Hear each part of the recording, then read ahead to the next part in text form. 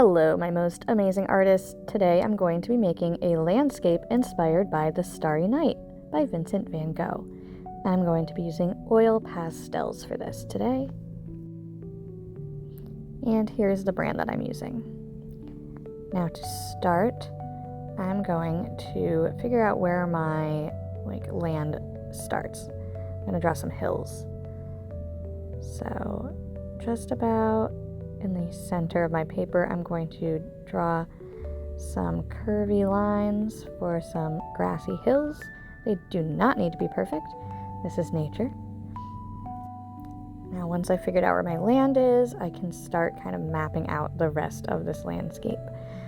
I'm going to add, some mountains here in the background, just along that horizon line. Let's see, go with a gray maybe. And I'm just doing some kind of wiggly triangles for some mountains, making them look like they overlap. Now I'm going to start working on that sky in the background. I'm inspired by The Starry Night, so I'm going to make it look like it's a starry night as well. I can use some yellows and oranges to create those nice bright stars and moon. I'm going to do a crescent moon just like Van Gogh has in his painting. But when you make your own art, feel free to do something different. Get creative.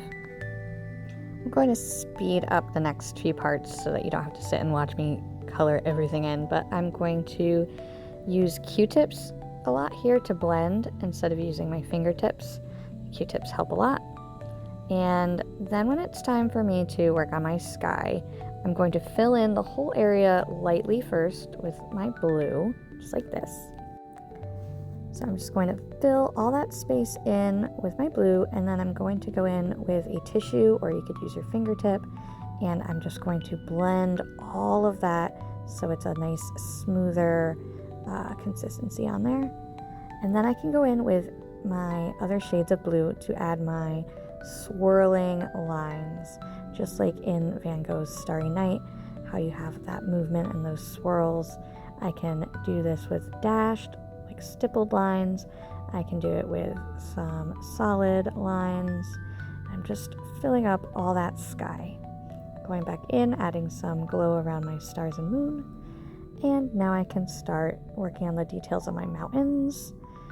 I went in and did a little sgraffito on them with a scratcher tool. And now for my fields and grass and hills, I'm going to use a couple different techniques to kind of add some variety. I just did some coloring, now I'm doing some scumbling.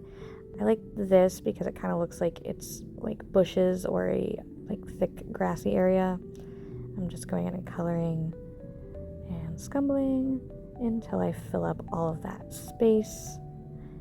And then I'm going to add my last little details.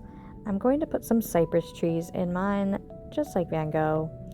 And I can do some squiggles, layering that over top of my background.